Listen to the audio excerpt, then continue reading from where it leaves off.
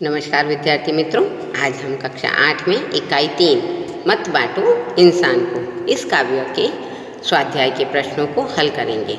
इससे पहले एक बार पुनरावर्तन में कविता को फिर से समझ लेते हैं कि इस कविता में कवि विनय महाजन जी ने हमें कहा है कि संपूर्ण मानव जाति एक विशाल मानव परिवार है।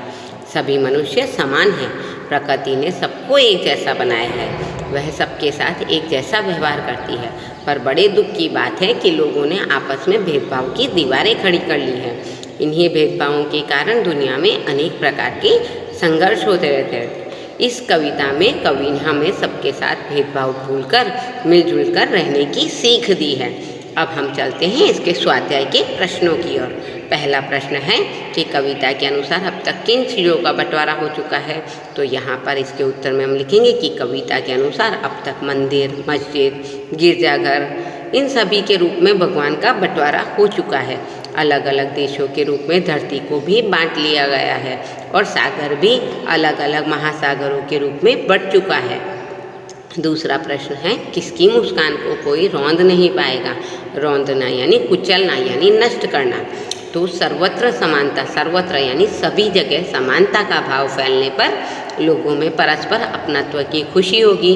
तब कोई किसी पर जुल्म कर उसकी मुस्कान को रौंद नहीं पाएगा, यानी कोई भी कभी भी किसी को नष्ट नहीं कर पाएगा। प्रश्न 3 हमें कह रहा है हरी भरी धरती को कौन सी परिस्थितियाँ रेगिस्तान में बदल सकती हैं।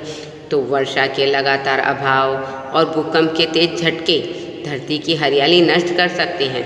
प्रकृति के ये रौद्र रूप हरी भरी धरती को रेगिस्तान में बदल सकते हैं। प्रश्न 4 हमें कह रहा है उजाले को बंदी बनाने का क्या अर्थ है।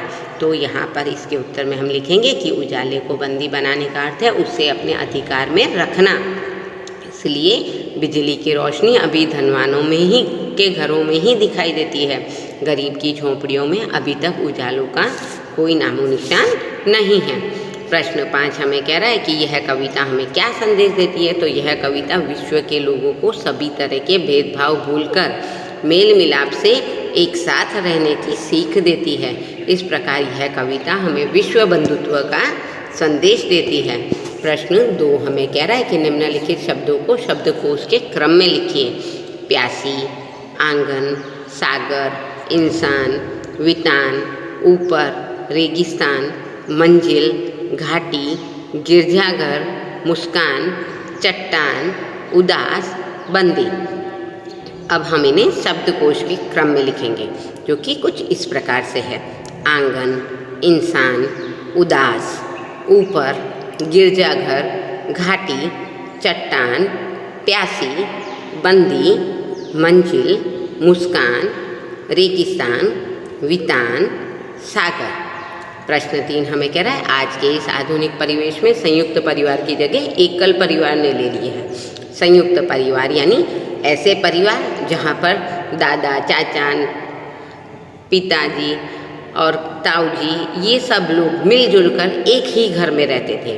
और एकल परिवार यानी परिवार में कुल माता पिता और उनकी संतान। इस तरह ये एकल परिवार और संयुक्त परिवार। तो मित्रों यहाँ पर हमें यह चर्चा करनी है कि संयुक्त परिवार सही है या एकल परिवार।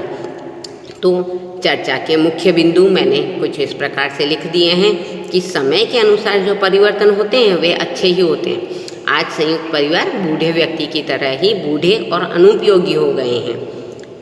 अगला बिंदु है संयुक्त परिवार बरगद के पेड़ की तरह होते हैं। उनका महत्व न समझने वाले ही उनकी बुराई करते हैं। एकल परिवार वाले घर में बड़ी शांति रहती है। जब संयुक्त परिवार थे तब रोज आपस में झगड़े होते थे।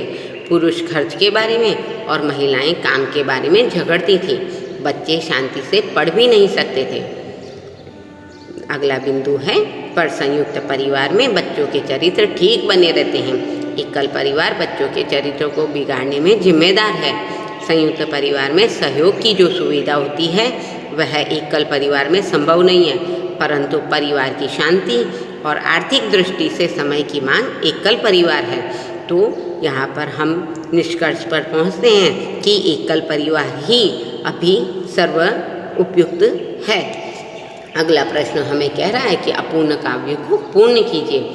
तो काव्य कुछ इस प्रकार से है जिसे हमने पूर्ण किया है। रात होने पर मैं निकलता, सबको देता हूँ शीतलता, मुझे देख सबके दिल बहलते, बच्चे मुझे पाने को मचलते, सब कहते हैं मुझको मामा, हर बालक है मेरा भांजा, यूँ तो मैं तारों का राजा।